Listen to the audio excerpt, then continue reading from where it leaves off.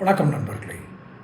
நடிகர் விஜய் ஒரு தவறான நகர்வு செய்துவிட்டார். அவருடைய மாமனார் சொர்ணலிங்கம் அவர் யார் என்று இவருக்கு தெரியாது. கல்யாணம் முடிந்து 26 வருஷங்கள் ஆகிருக்கு. அவருக்கு மாமனார் தெரியாரான்னு நீ கேட்குற எனக்கு புரியுது.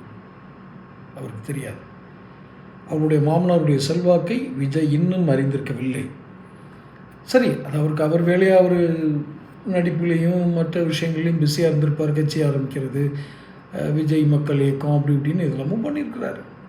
அவருக்கு அவருடைய மாமனாருடைய செல்வாக்கோ அவருடைய தொழில் எந்த உலகத்தின் எந்த பகுதியில் இல்லாமல் ஒரு தொழில் ராஜ்யம் இருக்கிறது, யாரோடெல்லாம் அவர் தொடர்பில் இருக்கிறார், எந்த விஷயமும் இவருக்கு தெரியலை. தெரிஞ்சிருந்தால் அவர் இந்த தப்பை பண்ணியிருக்க மாட்டார்.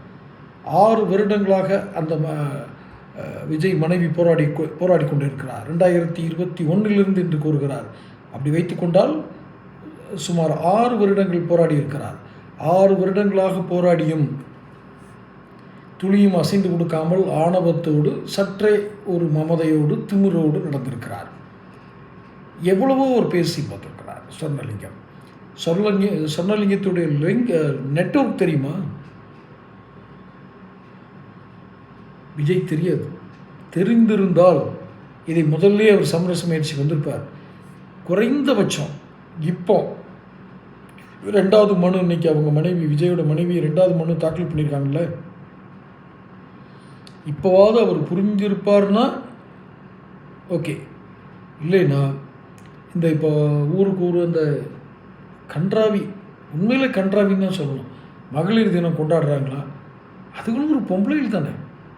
தனிப்பட்ட விஷயத்தை பேச வேணாம்னு சொல்லிட்டு போனால் பரவாயில்ல. அவர் எங்கே வேணாலும் ஃப்ரெண்ட்ஷிப் வச்சுருப்பார், யாரை வேணாலும் வச்சுருப்பார், என்ன வேணாலும் இது பண்ணுவார். எத்தனை பெரிய முட்டாள் கூட்டத்தை வளர்த்து கொண்டு இருக்கிறார். கண்டிக்க தகுந்த செயல். நான் முட்டாள் கூட்டம்னு சொன்னது ஒருத்தரை நாம் நினைக்கிறதே அவங்க சொல்லணும்னு நான் எதிர்பார்க்கல.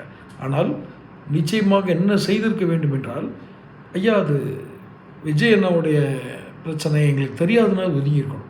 அவர் இப்படித்தான் இருப்பார். அவர் நண்பர். இப்போவும் நான் சொல்லலை சொர்ணலிங்கம் அவர்களுடைய நெட்வொர்க்கு எங்கெல்லாம் இருக்குன்னு. பாருங்கள், தெரியும். ஷாக் அடிக்கும் போது தான் தெரியுது. 1000 வோல்ட்ஸு தெரியாமல் தொட்டோம்டா அப்படின்னு.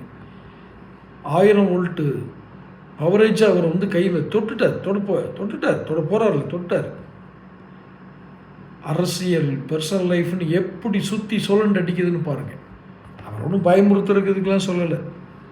போக நம்மளே பேசுவோம், தொடர்ந்து பேசுவோம். சேனல் சப்ஸ்கிரைப் பண்ணிக்கங்க.